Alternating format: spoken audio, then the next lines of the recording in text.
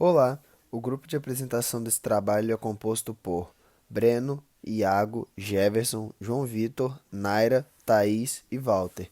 E nós estaremos explanando para vocês um pouco acerca de polimerização interfacial.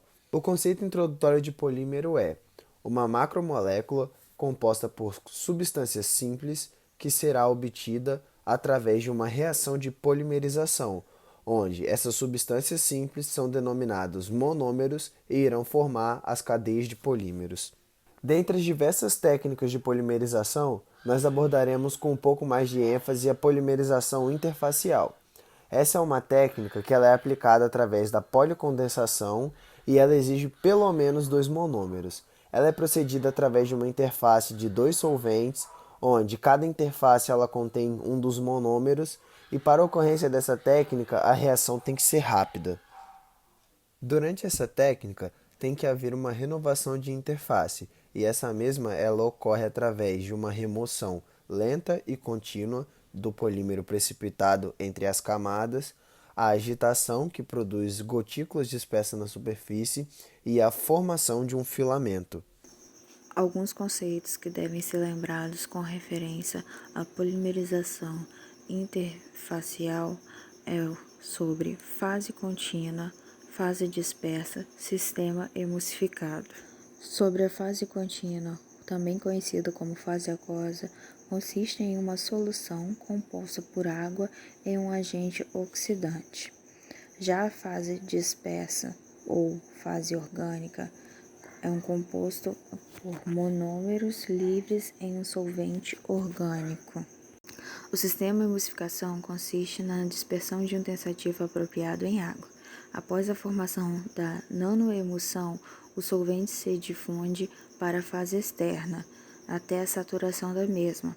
Com a evaporação das moléculas do solvente, que atingiram a interface da fase aquosa a ar, o gradiente de concentração é estabelecido, ou seja, a força motriz para a difusão do solvente orgânico das nanosgotas para a fase aquosa. Ao ser eliminado o solvente, o polímero precipita, levando à formação das nanoesferas. Agora nós vamos falar um pouco sobre os mecanismos. Existem 5 tipos comuns de interfaces de polimerização interfacial, e lendo da esquerda para a direita nós temos a emulsão líquido-sólido, líquido-líquido e líquido em líquido. E existem dois exemplos para a emulsão líquido-líquido, usando um ou dois monômeros. Como foi dito anteriormente, os métodos de polimerização interfacial mais usados, eles se enquadram em 3 grandes tipos de interfaces: as líquido-sólido, líquido-líquido e as emulsões líquido-líquido. O primeiro tipo de mecanismo é a interface do líquido-sólido. Em uma interface líquido-sólido, a polimerização ela começa na interface e resulta em um polímero conectado à superfície da fase sólida. E nessa interface, as moléculas elas têm uma tendência a se ordenarem, sendo que nessa interface, quando a distância entre essa superfície sólida e a líquida ela diminui, as moléculas elas se concentram na superfície. Agora, sobre a interface líquido-líquido. Em uma interface líquido-líquido, com monômero dissolvido em uma fase, a polimerização ocorre em apenas um lado da interface, enquanto nas interfaces líquido-líquido com monômero dissolvido em ambas as fases, a polimerização ocorre em ambos os lados. Água e óleo são os exemplos mais conhecidos de líquidos que não se misturam, mas há muitos desses casos, alguns de grande interesse industrial. Mas o que acontece na interface entre dois líquidos que não se misturam? Formam-se nanocristais sólidos na interface entre os dois líquidos, tão logo eles são postos em contato um com o outro. A resposta para essas e várias outras perguntas sobre o que acontece na interface entre os dois líquidos acaba de ser dada por uma equipe de cientistas da Universidade de Kiel e do acelerador DAISY, ambos na Alemanha. E a descoberta principal é: formam-se os nanocristais sólidos na interface entre os dois líquidos, tão logo eles são postos em contato um com o outro. Em um exemplo que alcançou uma precisão inédita, os pesquisadores conseguiram fazer imagens da interface entre os dois líquidos com precisão atômica. lançando as primeiras luzes sobre um fenômeno que era completamente desconhecido até agora. 3. Interface de emulsão líquido-líquido. Nas interfaces de emulsão líquido-líquido, uma ou ambas as fases líquidas pode conter monômeros. Também existem outras categorias de interface, raramente usadas, incluindo gás líquido, gás sólido e sólido-sólido. Aí ao lado tem uma figura esquemática do mecanismo de polimerização. Ainda sobre os mecanismos, uma reação de polimerização interfacial pode prosseguir com agitação ou sem agitação. Em uma reação agitada, as duas fases são combinadas, usando agitação vigorosa, resultando em uma maior área superficial interfacial e em um maior rendimento de polímero. E nesse videozinho ao lado podemos ver um experimento feito em laboratório, onde mostra a reação da polimerização do poliuretano. Embora a polimerização interfacial pareça ser um processo relativamente simples, existem várias variáveis experimentais que podem ser modificadas para projetar polímeros específicos ou modificar as características dos polímeros. Algumas das variáveis mais notáveis incluem a identidade do solvente orgânico, a concentração de monômero, reatividade, solubilidade, estabilidade da interface e números de grupos funcionais presentes nos monômeros. A identidade do solvente orgânico é de extrema importância, pois ela afeta vários outros fatores, como a difusão de monômero, taxa de reação e solubilidade e permeabilidade do polímero. Já os números de grupos funcionais presentes no monômero também é importante, pois afeta a topologia do polímero, onde um monômero dissubstituído formará cadeias lineares, enquanto um monômero tri ou tetra substituído formará polímeros ramificados. A maioria das polimerizações interfaciais é sintetizada em um suporte poroso, a fim de fornecer resistência mecânica adicional, permitindo que os nanofilmes delicados sejam usados em aplicações industriais. Nesse caso, um bom suporte consistiria em poros variando entre 1 a 100 nanômetros. Os filmes independentes, por outro lado, não usam suporte e são frequentemente usados para sintetizar topologias únicas, como micro ou nanocápsulas. No caso de poliuretanos e poliamidas, o filme pode ser puxado continuamente da interface em uma reação ininterrupta, formando cordas de filme polimérico. E à medida que o polímero precipita, ele pode ser retirado continuamente. A polimerização interfacial tem muitas aplicações industriais, especialmente com uma rota para sintetizar polímeros condutores para eletrônicos. Esses polímeros condutores sintetizados pela polimerização interfacial, como a polianilina, que é a PANI, o polipirrol, PPY, ou a poli, que é o 3,4 etileno dióxido tiofeno, e o politiofeno, que é o PTH. Eles encontram aplicações como sensores químicos, células de combustível, supercapacitores e nanoswitches. Bom, como vantagens dessa técnica, nós temos reações instantâneas e a possibilidade de obtenção de filamentos. E como desvantagens, nós temos monômeros muito reativos e dificuldade de purificação do polímero. Para demonstrar o processo de polimerização interfacial, temos este vídeo retirado do YouTube, cujo link segue abaixo deste. Mostra a formação do polímero nylon 6,10 a partir da reação entre o cloreto de sebacoíla com a hexametileno diamina ou 1,6 diamino hexano. Pode-se observar a formação do polímero entre as duas fases presentes no becker. O corante azul observado no vídeo tem o objetivo de facilitar a visualização do nylon sendo formado. A coloração é retirada depois com a lavagem após o fim da reação. O experimento foi realizado por alunos da UFRGS durante uma aula prática.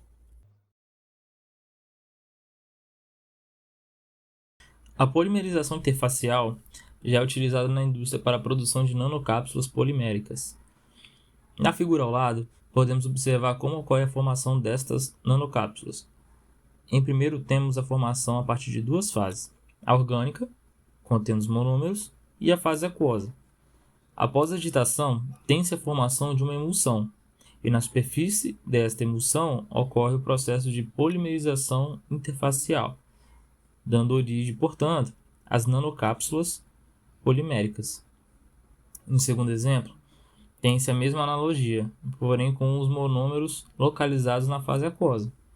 Pode ocorrer também a mesma situação com ambas as fases apresentando os monômeros, que irão compor os polímeros da superfície das nanocápsulas, como mostra o exemplo 3. Por fim, no exemplo 4, temos de duas fases contendo monômeros, que mantêm contato entre si e com a membrana, na qual ocorrerá a polimerização interfacial. Vale ressaltar que a fase aquosa, em fluxo, contribui para a formação de emulsões, que permitem a ocorrência das nanocápsulas. Então, agora eu vou falar um pouco da teoria que rege a interfaces de um sistema de dois líquidos immiscíveis. Uma visão geral desse fenômeno. A condição de contorno das interfaces de dois líquidos miscíveis entre si pode ser imaginada como uma membrana, da qual um fluxo de transições seletivas pode vir a ocorrer.